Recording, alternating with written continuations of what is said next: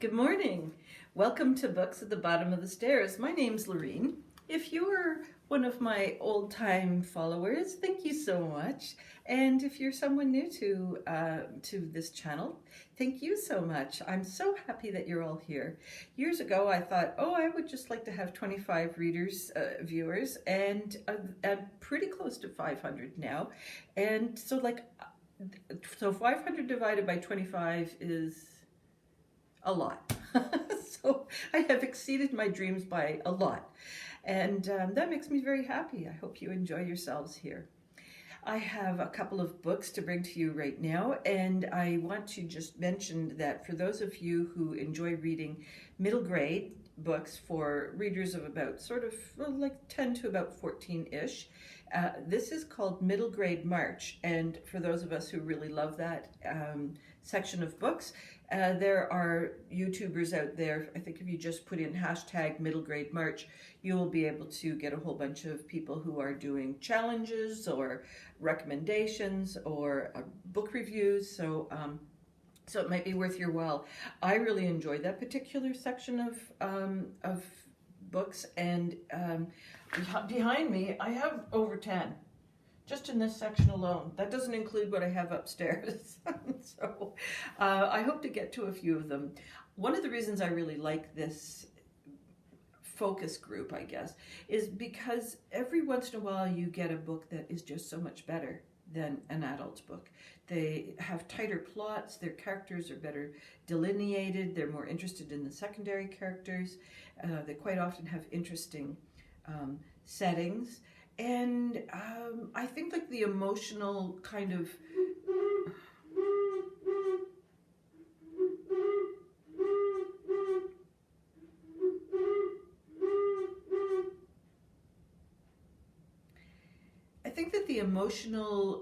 gamuts that we run through with the children's books tend to be a lot more direct and focused. And yeah, I mean, every once in a while you want a nuanced book that the kids are just pretty direct, and I like that. So I tend to pick those books up between other things, and I find them more reliable as well, especially if I'm having a real bad run of things.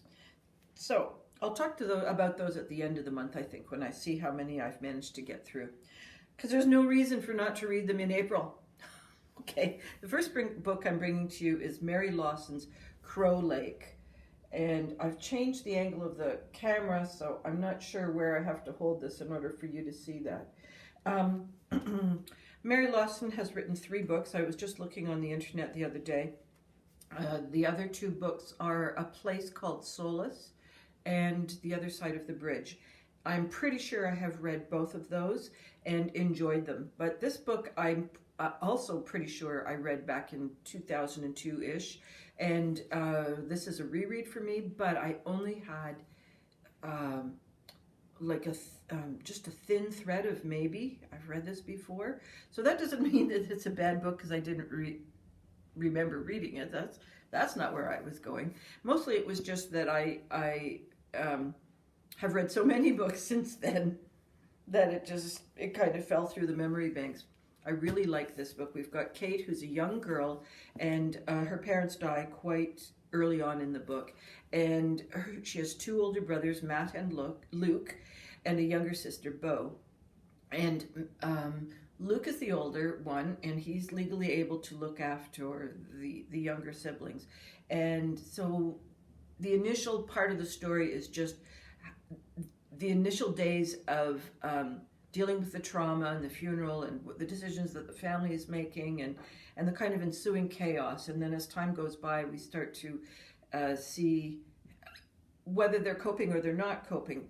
So this is a split timeline. We've got Kate as well when she is a master's student in Toronto in biology, and that ties in quite nicely with her childhood and her brother Matt.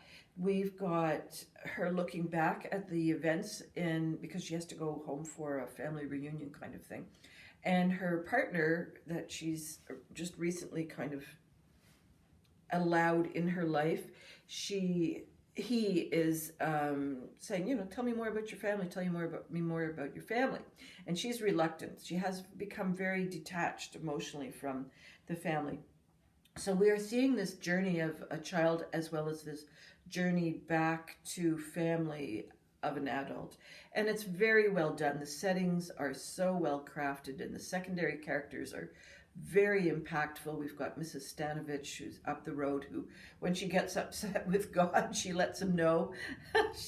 There's a great dog in there somewhere, and so there's just a lot of very interesting side characters and side community dilemmas that feed into this whole story of Kate and her brothers and sister. I would say this was for my older group of book club, the old gang, and I think we all agreed that while the ending was reasonable, it was too fast. There was enough time that she could have lingered, and I think we all would have liked to have seen a more thorough examination, all this lead up, and then so we weren't into the other part for me, not so much for the other book club members, but we get a point of view from Katie when she's 8 that I don't think was the way an 8-year-old would view the world. She comes up with a worldview that is very entrenched, and I struggled with it a little bit. I thought, that's kind of assumption and judgment that I would ascribe to a teenager who, like a young teenager who's really, really keen to figure out the world and put it into their little boxes. And so I think that Kate's box of how she views the family is, it makes a lot of sense in terms of the plot and the book, but it didn't make 100% sense to me in terms of what an 8-year-old would be thinking. That was my only quibble with the book. I think maybe it's a fundamental one. I don't know. I think you don't think about it, okay? When you're reading this book, just put that aside. Just enjoy this book for what you are reading. I think this is a great cushion book. I call a cushion book the kind where you want to pick it up between things that have been very emotionally draining or intellectually powerful or something. Like, this is a great book. It's completely whole. It's got a solid beginning, middle, and end, and you don't lose track of the characters at all. The cast is wide but focused, so I think it's a very successful book and will give a lot of satisfaction. So this would also make a great plain book. One of the funny things that happened at book club was that one of the readers got turned around and ended up reading the book for next month's book club, and so she came ready to talk about that one, and we were talking about this one, so that was pretty amusing. And she had read the other one on the plane and felt that it wasn't, a great book to have on a plane. This one would have been. Okay, the other thing that I haven't talked about for an awful lot of time really is Steve and I usually have got a read aloud on the go, and for the last, 15, 16 months, something like that, we really haven't. They're still here, we just haven't finished them, and it's not the book's fault. I think we've just hit a point in life where by the time 5 o'clock rolls around, we're both just, and so who's going to read the book? But this winter we found a little bit of energy around that. Now, full disclosure, I love when Steve reads. He's got a beautiful voice. I really like when he reads. So quite often, I'm too tired to do my share of the reading. And he watches these videos, so now my secret's out. So he likes when I read. I don't think I've got a great reading voice. My eyes tend to go ahead of my mouth, so I stumble a lot.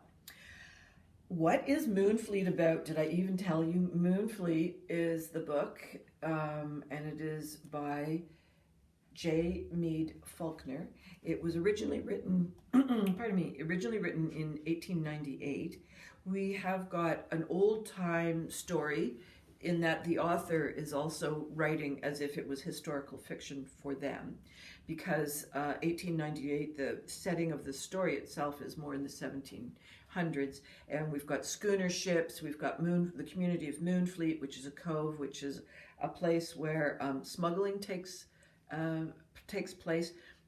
It's also a cove where they are not drawing in ships for wreckage, but quite often ships do land in their cove, and so they will do scavenging from the beach, but also rescuing if possible.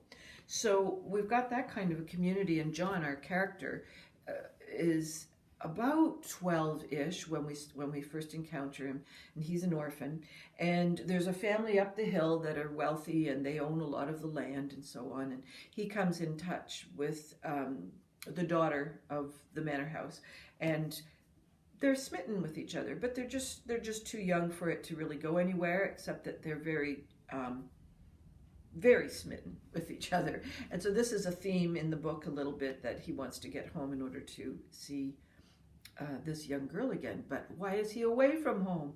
Well, smuggling, shipwrecks, the revenue officers, an evil avarice man, and John just gets into trouble. Now, along the way, he sort of orphaned for a second time. His aunt says, if you do such and such a thing, which he does, don't come home. So he doesn't. And he ends up being taken up by the local pub master, and Elzevir is that man's name. So Elzevir and him, John, get caught up in searching for a diamond and a treasure, and as well get into some trouble with the local authorities, and before you know it, they are well on the run and have to leave Moonfleet. And so there's lots of adventures, there's lots of evil people and evil doers, and also this wish to get home. So there's tragedy and there's redemption. It's a very nice book. It's written in the old styles. You've got sentences. I keep wanting to say sandwiches. You've got sentences that meander and pick up factoids here and there, and so it's not a straight linear sentence, and the language includes thee and thou, but don't let that throw you, because once you get into the adventure of the story, you're very quickly into the style of the writing. So really recommend this. This would be fun as a read aloud, but it would also be really great fun if you like to read the classics. Okay, the third book I've got for you is The Very Secret Society of Irregular Witches, written by Sangiovese Mandanna. Now, Sangiovese Mandanna has other books that are out there, and I think that she is also a solid, satisfying author. Nothing astonishing happens here, but it is a fun little plot. We don't have insta-love, so that's good. It is a bit of a romance, but it's a slow burn romance, which is always preferable. We've got Mika, who is a young orphaned witch. She's in her early 20s. And what happens is witches, when they're still very, very young, they become orphans and end up being raised by foster families. So there's this curse hanging out there in the background that I wonder if other books deal with it. I'm not sure. So she is on her own, although she has been raised by another witch. In other young witches' lives, they might be raised by a foster family that doesn't know that they're witches. So there's a lot of unhappiness in young witches' lives. What's happened in the background is that 3 witches have been brought together into one home, which is not allowed according to the rules. And the foster parents have decided they really need to bring in an older, experienced witch in order to help these young girls with their powers and make sure that they don't get into trouble. So that's where Mika heads, and there's lots of shenanigans and explosions and a great dog and a great house and great tension. There's like tension coming from 2 or 3 different directions, and how is that all going to get resolved? And I thought it was a really fun romp, and I think I'll pick up other books by this author, but I think she'll be one of the ones that I kind of put aside for the summer, because I like to kind of binge read in a way over the summer. I don't want to have too much intellectual stimulation, which is really not what I want to say about this book. It's quite a nice, unusual plot and unusual approach to the characters, and having those three young witches as part of the story frame is brings a whole other depth to what would otherwise be an ordinary romance. So I really, really enjoyed it. Now, Georgette Heyer was recommended on BookTube, and I think Tristan in the Classics was the person who recommended it. And Tristan in the Classics does focus entirely on classics, but he does it with such energy and such intelligence and the enthusiasm for bringing forth the validity of, you know, something written in the 1700s and how that can apply to the reader today. And so even if you don't want to read the books entirely, go and listen to his reviews, because then you'll go, oh, now I know what the Scarlet Pimpernel is all about, and aren't I smart? So every July or June, it's Jane Austen month, and you get challenged to read books that are by her or by her reading associates or are in the ilk of. And so that's how this book comes forward. Georgette Heyer was a romantic historical fiction writer in the 1960s. And so this is a historical romance that looks back at well, there's two main characters, Abigail, and she's 28, so she's on the shelf. She's an oldster. And then Miles, who is a reprobate who's come back, made a lot of money, or has he? And he is kind of disinterested in his own family. He's there for business purposes. So Abigail's niece is smitten with Miles's nephew, and it's completely inappropriate. The nephew is just a money grubber, and the niece is completely naive and immature and you name it. So Abigail goes to Miles to try and say, like, can you rein this kid in? And Miles says, well, it's not my problem. I don't know who this kid is. My family kicked me out. You know, your problem. So the two of them come to head on this, and so we get a slow burn little story there, and we've got the fast burn story of the younger people. We've got the setting of Bath. We've got one or two really eccentric aunties or cousins or older sisters, or all three in the same room at the same time. It's kind of insane. I laughed a lot. This is humorous in the sense that, unlike Jane Austen or some of the other writers, you have to really understand the hidden. Well, to me, the humor is kind of hidden because I don't have the reference points to really understand when something sarcastic is being said or something humorous is being said. I read it kind of flat, which is why I don't love some of those authors. But this is written with a contemporary reader in mind. So yeah, I laughed a lot. I would call this a solid historical romance, kind of 3.5 if you do it out of 5 stars. And Georgette Heyer has got a ton of books. I remember every time you go into a used bookstore, you're going to find a Georgette Heyer. She's right up there with, well, not as prolific as Agatha Christie, but it seems like it. So I think if this is an indicator of how she writes, I would recommend her as an author. And certainly I recommend the book. So, I have a bunch of middle grade books. Oh, but before I read those, I've got 3 more left to read for my book clubs, and I will eventually speak on all of those. I hope all your reading dreams and adventures continue to come true. And, oh, wait. I'm going to include a little bit of Steve's office because he's managed to get his space looking gorgeous. I, on the other hand, am completely befuddled by 6 Scotch tapes. Where am I going to? They all have enough on them. You can't throw them out. These are the decisions that are pulverizing my brain. So I have not completed my set of chores related to putting the house back in order, but Steve has, because there's no Scotch tape in his office.